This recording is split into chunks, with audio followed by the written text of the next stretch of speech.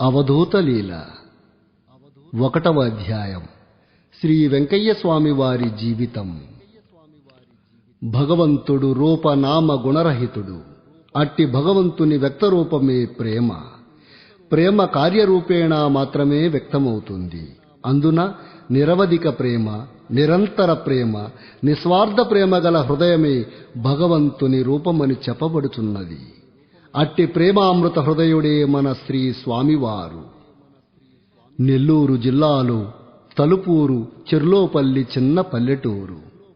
అనావృష్టి వల్ల పచ్చగడ్డే కరువైందా ప్రాంతంలో. ఆకలితో ఉన్నవానికి అన్నం లభించినంత సంతోషంతో ఆ గ్రామస్తులంతా స్వామి వచ్చాడు, స్వామి వచ్చాడు అంటూ రామాలయం దగ్గర గుంపు చేరుతున్నారు. వారి ఎదుట ఒక ముదుసరి నేల మీద తాటాకు వేసుకుని కూర్చుని ఉన్నాడు. ఆయన ఎదుట అగ్నిగుండం మండుతోంది. నూనె కుండవలే నున్నగా మెరుస్తున్న ఆ బక్క చిక్కిన శరీరానికి గోచిగుడ్డ తప్ప మరే ఇతరమైన ఆచ్ఛాదన లేదు.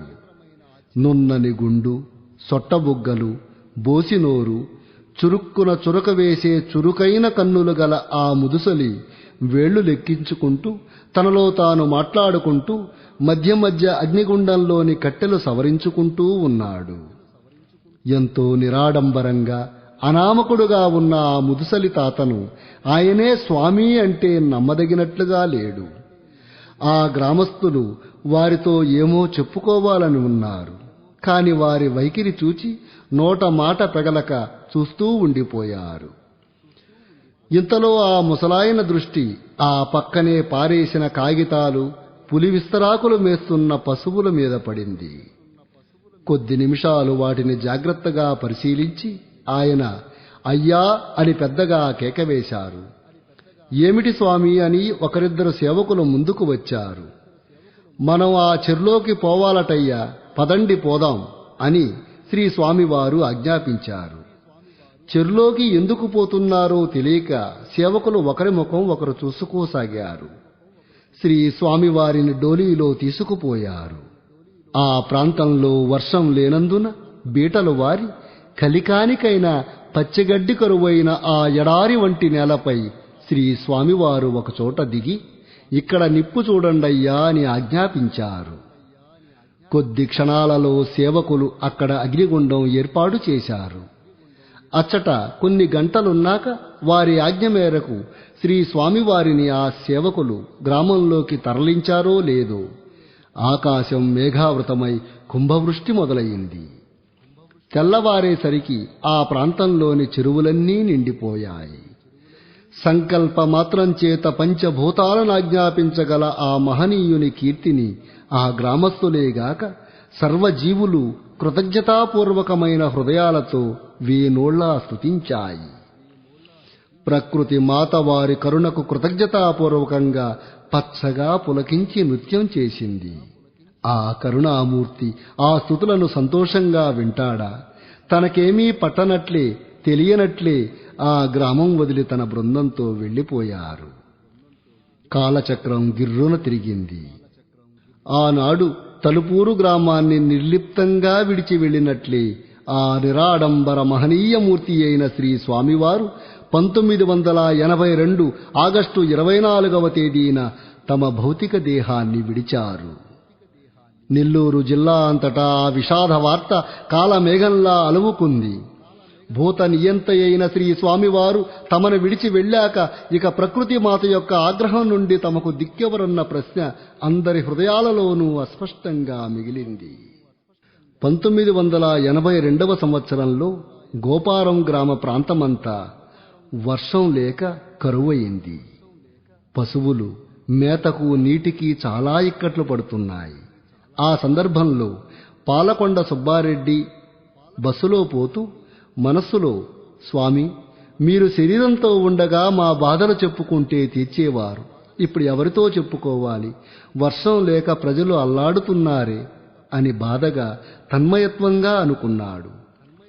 వెంటనే శ్రీ స్వామివారు ఆయన మనోనేత్రానికి గోచరించి, అయ్యా, నీ కోరిక లోకం కొరకు కదా, నీ కొరకు కాదు, 3 రోజులలో వర్షం కురుస్తుంది అని చెప్పాడు. అదేవిధంగా వర్షం వచ్చింది. ఆ సంవత్సరానికంతటికీ ఆ ప్రాంతంలో కురిసిన వర్షం అదొక్కటే అయినా చెరువులు నిండి పంటలు పండాయి. అలా తాము భౌతికంగా మన మధ్య ఉన్నా లేకపోయినా సర్వగతుడుగా, స్మృతిమాత్ర ప్రసన్నుడుగా, భక్తరక్షణ పరతంత్రుడుగా నాటికి నేటికి మరియు సూర్యచంద్రులు ఉన్నంత వరకు నిలిచే ఉంటానని శ్రీ స్వామివారు మనకిచ్చిన అభయాన్ని వారు తమ మహాసమాధి అనంతరం ఆర్తులను ఆదుకునే లీలల ద్వారా నిరూపించుకొనుచున్నారు.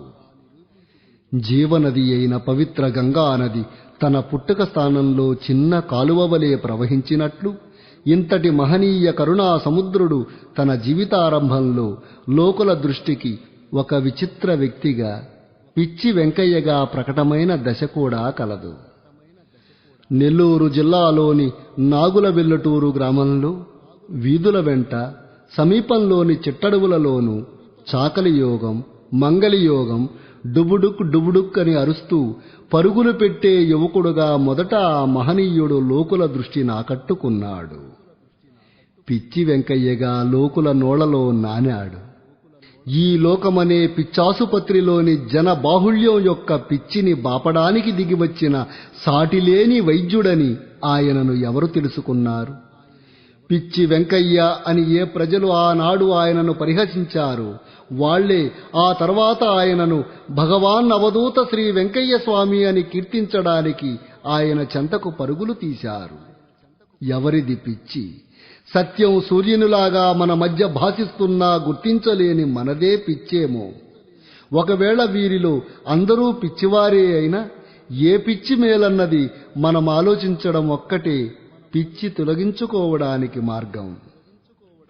భగవాన్ శ్రీ వెంకయ్య స్వామి వారి తండ్రి పేరు సోంపల్లి పెంచెలయ్య, తల్లి పిచ్చమ్మ.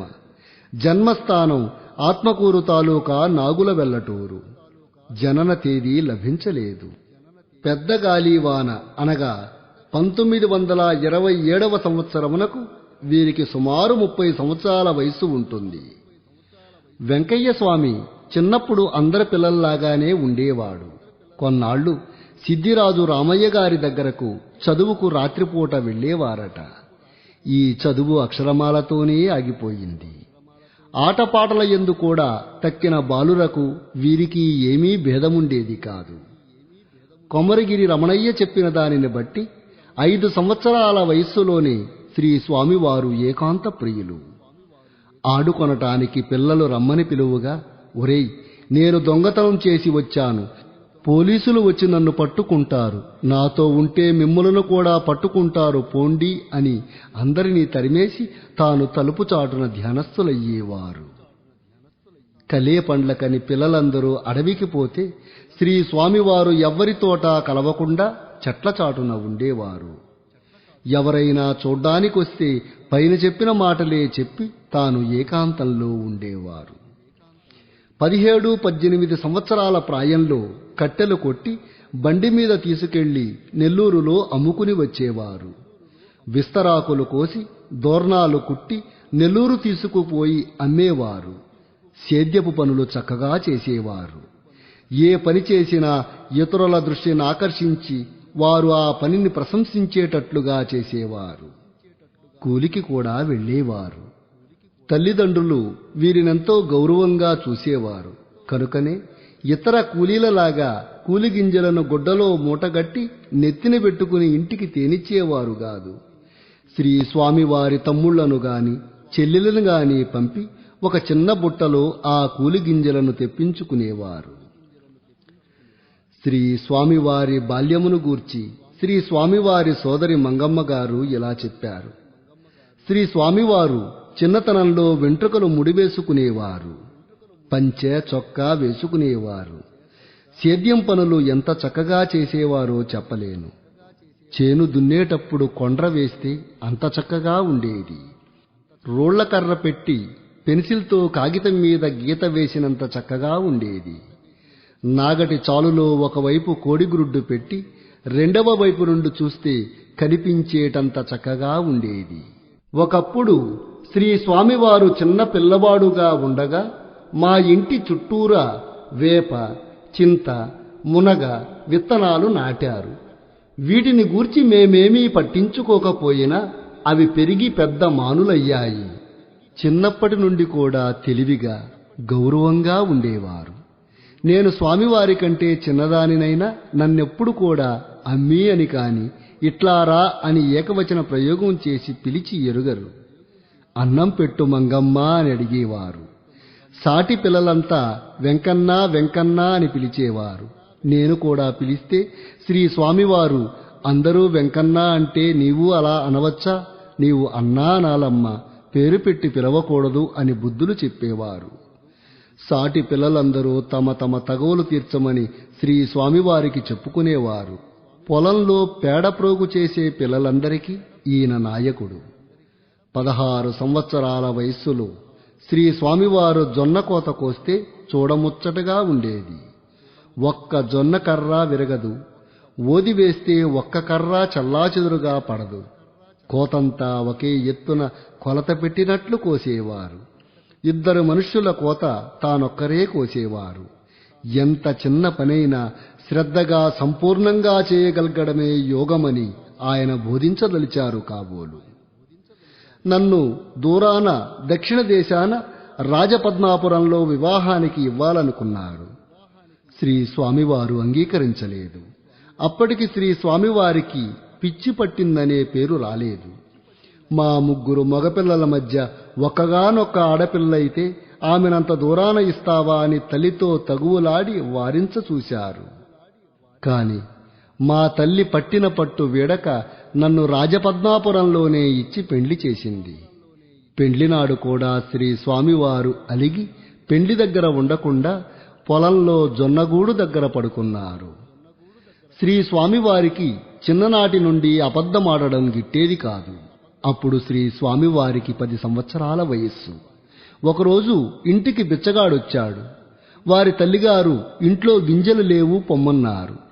శ్రీ స్వామివారు అరగంట ఆగి వచ్చావంటే పాతర తీసి గింజలు తీస్తారు, అప్పుడు పెట్టించుకుపో అన్నారు.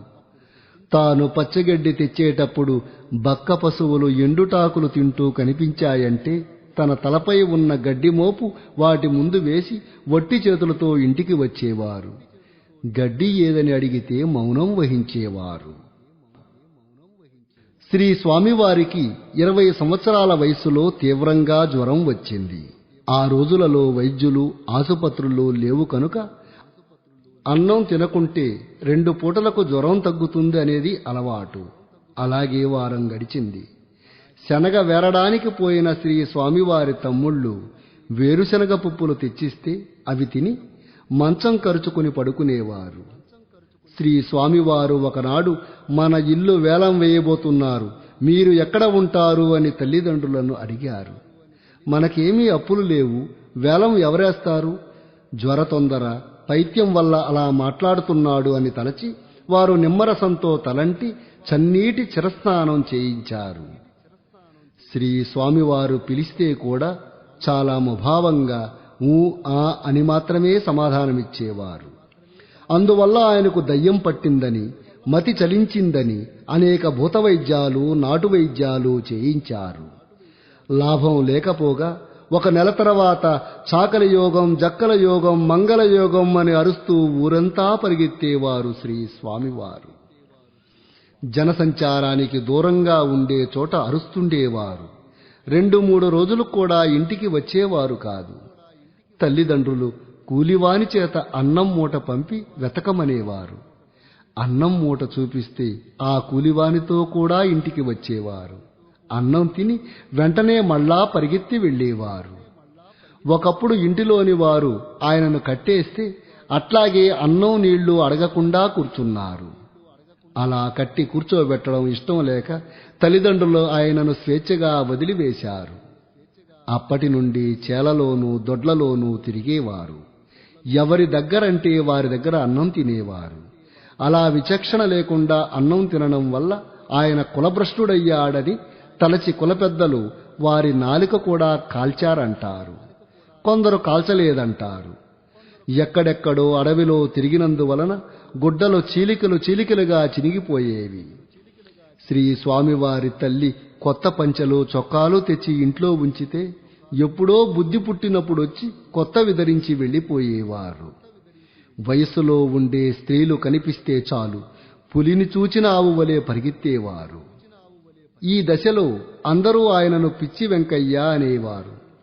చాకలి యోగం ఎవరిది వెంకన్న అంటే వారి మేనమామగారి ఇంటి పేరు చెప్పేవారు.